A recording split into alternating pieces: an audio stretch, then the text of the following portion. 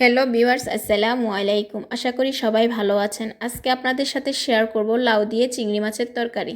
তার জন্য প্রথমে এখানে আমি লাউয়ের খোসা ছাড়িয়ে লাউটাকে কেটে নিব।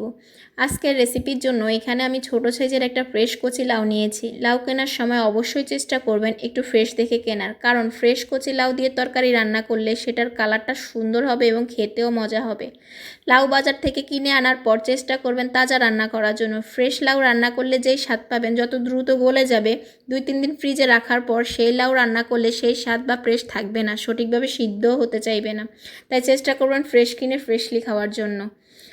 লাউগুলো কাটার সময় অবশ্যই খেয়াল রাখবেন যাতে সবগুলো একই সাইজে কাটা হয়, তাহলে সবগুলো একই সময় সিদ্ধ হবে। যদি কোনোটা চিকন কোনোটা মোটা থাকে তাহলে যেগুলো চিকন সেগুলো তাড়াতাড়ি সিদ্ধ হয়ে যাবে, আর যেগুলো মোটা সেগুলো সহজে সিদ্ধ হতে চাইবে না। তাই সবগুলো একই সাইজে কাটতে হবে। এবার চলে যাব আমি রান্নাতে। প্রথমে কড়াই গরম করে তাতে দিয়ে দিব পরিমাণ মতো তেল, দিয়ে দিব একটা পেঁয়াজ কুচি।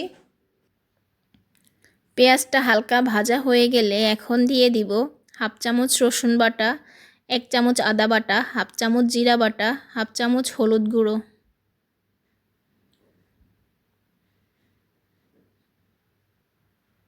এখন দিয়ে দিব 13-14টা চিংড়ি মাছ। আমি এখানে মাঝারি সাইজের চিংড়ি মাছগুলো ব্যবহার করেছি, আপনারা চাইলে ছোট চিংড়ি মাছও ব্যবহার করতে পারেন। এবার মশলার সাথে চিংড়ি মাছগুলোকে ভালো করে মিশিয়ে নিব। মিশিয়ে নিয়ে এখন দিয়ে দিব কেটে রাখা লাউগুলো দিয়ে ভালো করে মশলার সাথে মিশিয়ে দিয়ে দিব 1 কাপ পানি, আর দিব পরিমাণ মতো লবণ এবং 2-3টা কাঁচামরিচ। আমি আর পুরো রান্নাতে কোনো পানি ব্যবহার করব না, কারণ লাউ থেকে যেই পানিটা উঠে আসবে সেটা দিয়ে আমার লাউটা পুরো সিদ্ধ হয়ে যাবে এবং রান্নাটাও হয়ে যাবে। ঢাকনা দিয়ে ঢেকে লাউটাকে এখন আমি রান্না করব। এই পর্যায়ে চুলার ফ্লেমটা মিডিয়াম টু হাই ফ্লেমে থাকবে। চুলার আঁচটা পরিবর্তন করলে লাউয়ের কালারটা নষ্ট হয়ে যাবে। শুরু থেকে শেষ পর্যন্ত চুলার আঁচটা একই ফ্লেমে থাকবে। এখন আমি চলে যাব বাগারটা রেডি করার জন্য। তার জন্য কড়াইতে তেল গরম করে তাতে দিয়ে দিব পেঁয়াজ এবং রসুন কুচি। বাদামি করে ভেজে দিয়ে দিব লাউয়ের মধ্যে। লাউটা যখন 80% সিদ্ধ হবে তখন এই বাগারটা দিতে হবে।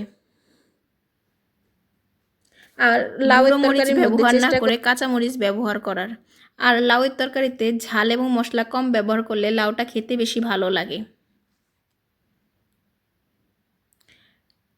লাউটা পুরোপুরি সিদ্ধ হয়ে গেছে, তেলটা উপরে উঠে এসেছে, ঝোলটা গাঢ় হয়ে গিয়েছে। নামানোর আগে কিছুটা ধনেপাতা কুচি দিয়ে নামিয়ে নিলে রেডি আমার লাউ দিয়ে চিংড়ি মাছের তরকারি।